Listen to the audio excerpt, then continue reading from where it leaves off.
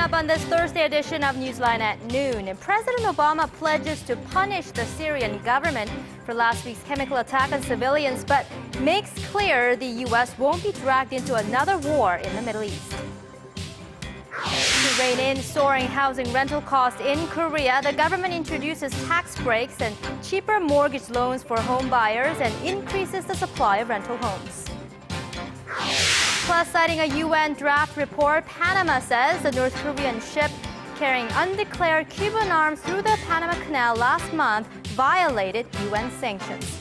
These stories and more on Newsline at Noon.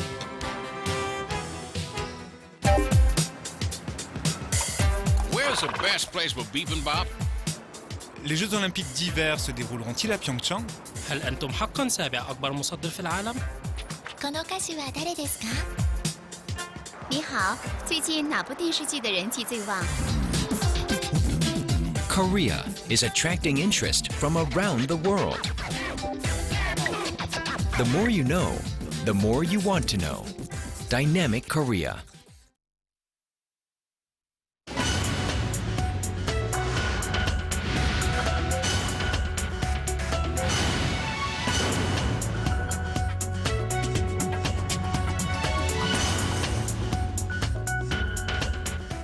Thanks for joining us. You're watching Newsline at Noon. I'm Choi You-sun here in Seoul. Good to have you with us. I'm Mark Broom.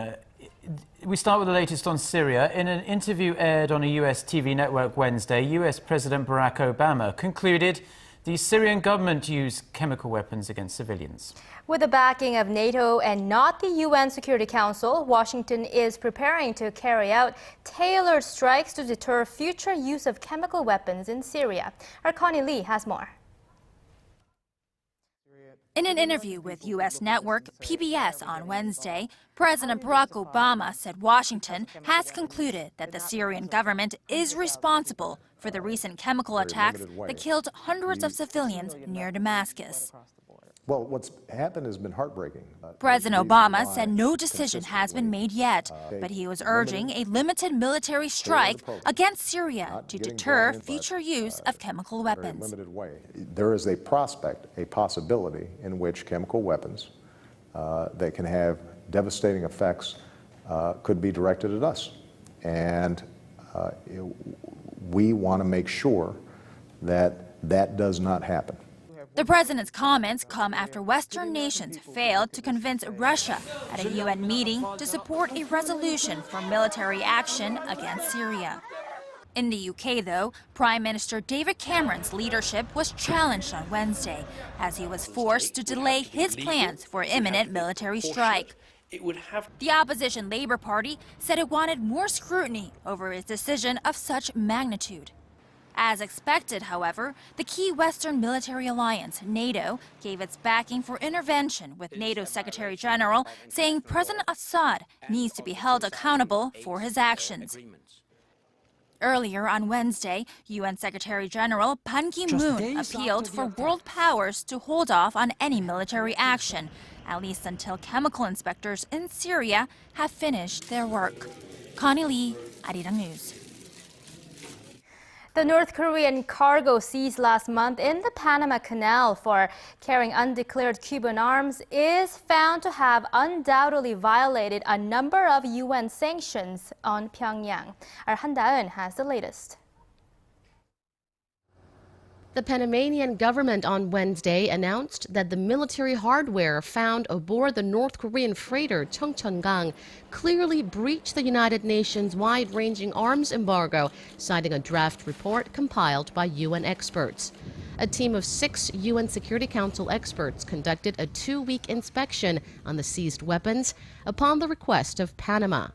The UN is yet to make an official announcement on the inspection results, but the draft report states the shipment is in violation of the 7-year-old ban on arms transfer to North Korea, and it praises the Panamanian government for its role in detaining the shipment. The Cheongcheon-gang was en route from Cuba to North Korea when it was seized in Panama during an inspection. 2 MiG-21 fighter jets, 2 units of missile radar systems, 5 military vehicles, along with brand new rocket-propelled grenades and anti-tank ammunition were found hidden under sacks of brown sugar. The preliminary report also states that, unlike Cuba's claims, the weapons were sent to the north for repair. The military hardware was exported for actual use by the North Korean military. Also on Wednesday, a group of North Korean diplomats landed in Panama to meet with local authorities for the release of the 35 crew members who have been detained in the Central American country since the ship was seized. We are here to give consular assistance to crew members, and that's it. We don't know yet. Panama's Ministry of Public Security earlier said it was willing to help the North Korean crew return home as long as Panama's legal process is correctly followed, but a swift release is far from guaranteed. 한다은, Arirang News. And staying with this story, it appears now that arguments to the contrary are also emerging. According to Seoul-based Yonhap News Agency, multiple UN sources say the UN inspection team has not concluded the shipment violated the arms embargo. The sources say the experts have yet to make any comments on the matter. UN experts are set to hold a meeting early next month to reach an official conclusion. The United States has stressed the visit of a U.S. Special Envoy to North Korea this Friday is nothing more than a humanitarian mission to bring a detained American citizen home and is not linked to any other issues between the two countries. The State Department says Human Rights Envoy Robert King will seek amnesty for Kenneth Bae, who was sentenced earlier this year to 15 years of hard labor in the North.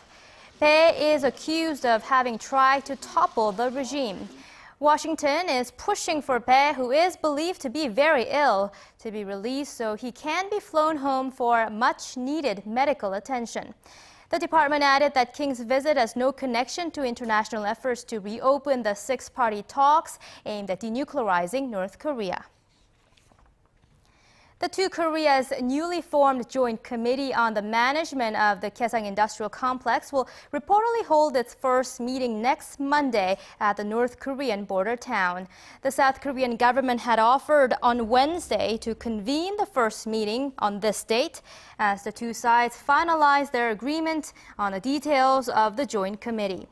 North Korea's state-run Korean Central News Agency reported Thursday that the two Koreas agreed to create a standing secretariat and necessary subcommittees while discussing issues related to the management of the complex. Meanwhile, Seoul and Pyongyang earlier today exchanged lists of some 250 separated family members each for the upcoming family reunions late next month. The list will be reviewed and the final list of people of attendees will be exchanged on September 16th. Korea's current account, the broadest measure of the nation's trade with the rest of the world, posted a surplus for the 18th straight month in July. The Bank of Korea said Thursday that the nation recorded a surplus of $6.7 billion last month, down from $7.2 billion in June. The central bank said the lower surplus in July came as spending on overseas travel rose during the summer vacation season. Overseas shipments rose nearly 4% from the same period a year earlier to $48 billion, while imports gained 3.5% to $42 billion.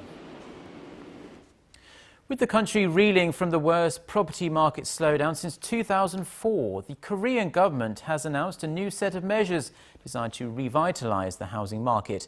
But will stimulating sales help bring down skyrocketing rents? Park Ji-won has more.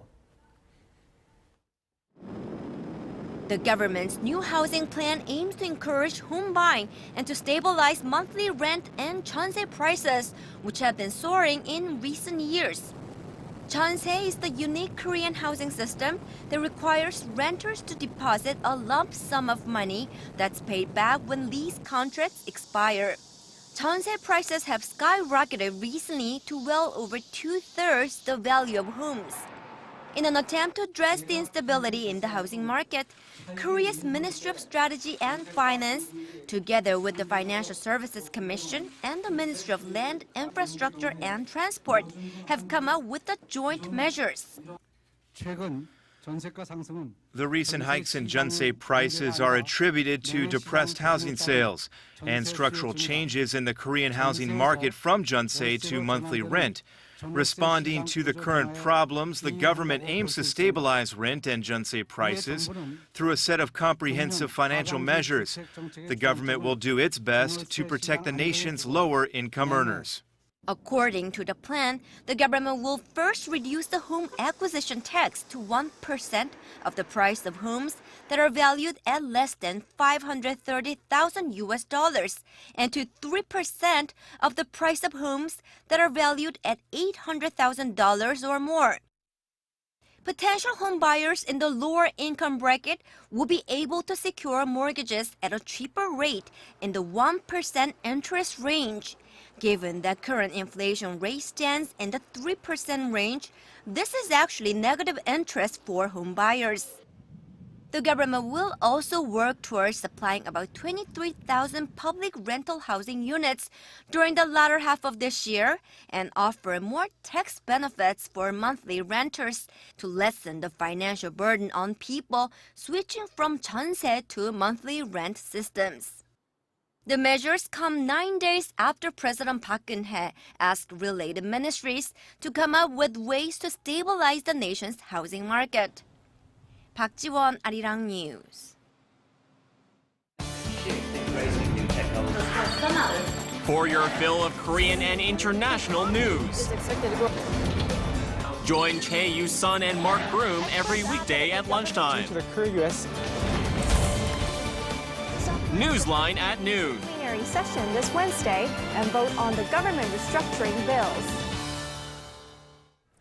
For the first time since nationwide protest ended military-backed dictatorship in Korea in the late 1980s, politicians are charged with sedition here in Korea.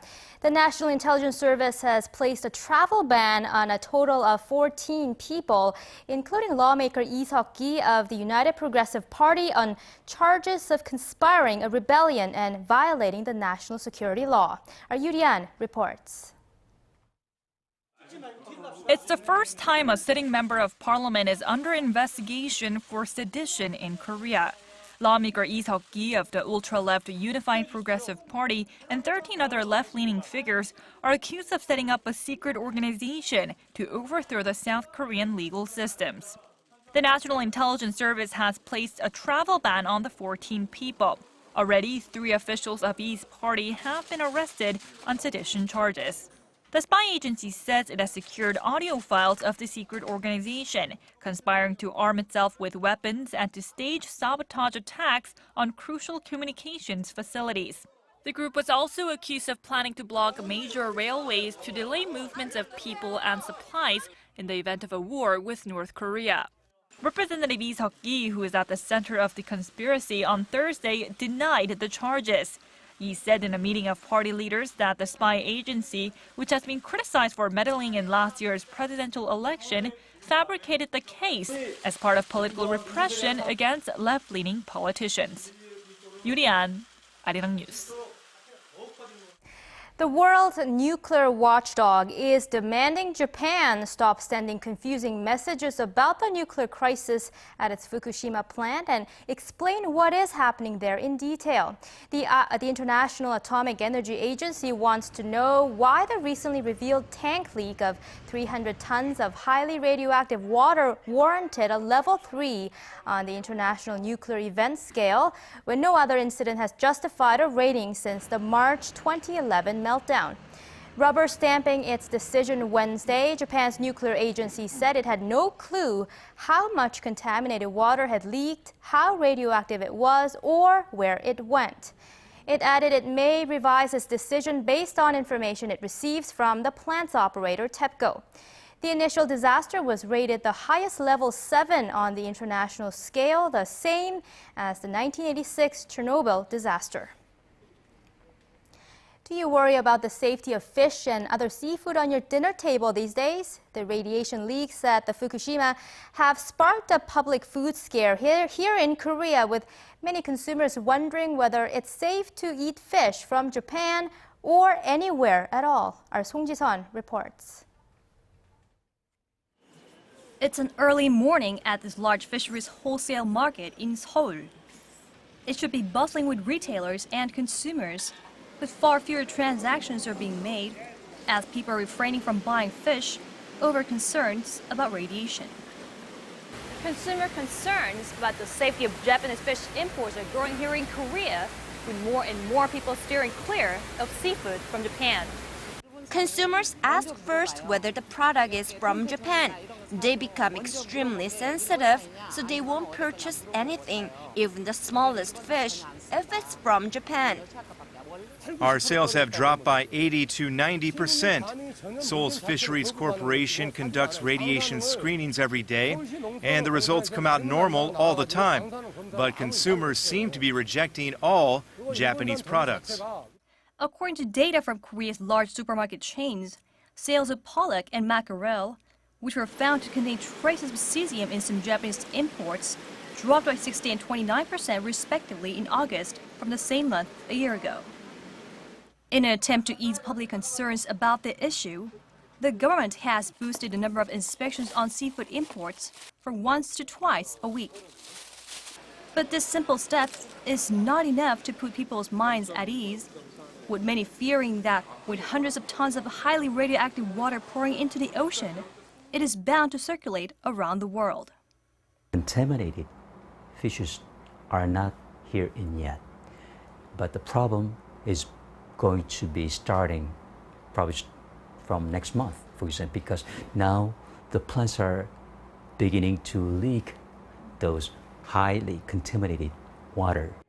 Tokyo sent a report on the latest radiation leak and its planned countermeasures to Seoul on Wednesday, more than 2 weeks after Korea made an official request. 송지선, Arirang News. A newly released UN report shows that Iran is prepared to test roughly 1,000 advanced uranium enrichment centrifuges it has been installing at its Natanz plant. In a separate welcoming development, however, the International Atomic Energy Agency says Tehran has informed the agency it will delay the commissioning of its Arirang nuclear research reactor until early next year. The reactor is believed to be capable of producing nuclear bomb material. The agency also says Iran's stockpile of refined uranium gas has not expanded and is less than the 250 kilograms experts say is needed to make a bomb. Experts added it's unlikely Tehran could further enrich to weapons grade without being detected by the IAEA. Iran says its nuclear program is for peaceful purposes only, but the US and its allies accuse Tehran of developing a weapons program. There was more bloodshed in Iraq on Wednesday as a series of coordinated bombings in Baghdad killed at least 86 people and wounded scores more. Police say the attacks were directed at mainly Shia neighborhoods during the busy rush hour period. No group has taken responsibility for the bombings, which struck at least 10 areas around the Iraqi capital, but analysts say they were likely carried out by Sunni militants. More than 4,000 people have been killed and 10,000 more wounded in Iraq so far this year as the country slips back into levels of sectarian violence not seen since 2007. Korean women from all over the world have gathered in the country's central city of Daejeon to share their experiences and seek ways to promote women's rights in society. Our Kim Ji-yeon sent this report from the annual Korean Women's International Network Forum. Around 550 women from more than 36 countries have come together here in the city of Daejeon for the 13th annual Korea Women's International Network 2013 to share their experiences and knowledge. Sponsored by the Ministry of Gender Equality and Family, the event aims to promote women's rights by building a global network and expanding the number of women in leadership positions throughout various segments of society. Women power and leadership are ever more crucial, especially in times of crisis. I hope the participants here can form a close bond and network for meaningful purposes. 46-year-old Kim Yoon-hee is a Korean counselor from Germany. Kim decided to participate in the event to share her experiences helping migrant women adjust to the European country. Kim, a migrant woman herself, said the event was very meaningful. This is my fourth time participating in the event, but this year is significant. The Co-Winner Foundation decided to offer financial support for a project I'm working on, a project to build a counseling center for Korean women in Berlin.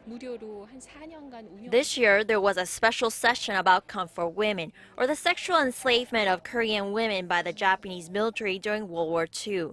Kim Bok-dong recounted her experiences and asked participants to help with her cause. There are very few left. My final wish is to live in peace by receiving an apology from the Japanese government. The Korean Women's International Network issued a statement urging Tokyo to officially apologize and compensate the victims of its wartime atrocities. This three-day event also includes a series of lectures from Korean female leaders in various fields, including science, communication, and the economy. This annual event will run through Friday. Kim Ji-yeon, Arirang News, Daejeon. A growing number of Hollywood stars are visiting Korea to meet their fans and see their movies premiere, as the country's movie industry seems to be enjoying a full-blown renaissance at the moment. So what is it about Korea that's drawing all these A-list actors and actresses to the country? Our Song Jung-in explains. Hollywood star Matt Damon has recently made his first trip to Korea to promote the U.S. box office hit Elysium. Upon his arrival, Damon talked about the stronger footing Korea has gained in the film industry. This big movie's come here, you know, and this is the one stop. Like, everybody's schedules are pretty limited. And so, and given that information, Sony, this is the place that Sony chose to send us. I think that's the best example of the influence that this market has now. The 42-year-old actor is one of the latest Hollywood megastars to come to Seoul after Hugh Jackman from The Wolverines, Brad Pitt from World War Z, Robert Downey Jr. from Iron Man 3, Tom Cruise from Jack Reacher, and Leonardo DiCaprio, who starred in Django Unchained. Korea has become the fifth largest market in the movie industry after the US, India, China, and France, attracting nearly 200 million viewers annually. In the past, Hollywood actors would have their premiere in Japan, but now they acknowledge the power of Korea's film industry and come to promote their movies in Korea first. However, movie experts say it may not be all roses for the country, as Hollywood productions can take advantage of certain aspects of the Korean movie market, where it is possible to monopolize more than 70% of local theaters with a particular film. In the US and France, for instance, only 2 or 3 big blockbusters can be screened in cinemas to ensure the diversity of genres and film styles. This current trend could damage the diversity of movies, since Hollywood blockbusters and other big-budget movies can monopolize up to 80% of the local box office. With the exception of Iron Man 3, most of the recent blockbusters have struggled to make a mark in Korea. But experts predict more Hollywood stars will visit Korea to promote their films, as the local movie market provides attractive conditions for them. Son Jung-in, Arirang News. Okay, it's that time in the newscast where we get a check on the weather conditions. Pretty dark and gloomy and rainy out there today, but let's get a check if we're going to see more rain with our weathercaster Lee Ji-yeon, who's standing by at the Weather Center. Good afternoon, Ji-yeon. Well, good afternoon, Mark and Yoo-sun. Before we get to the weather, what Korean dishes do you think foreigners would like the most?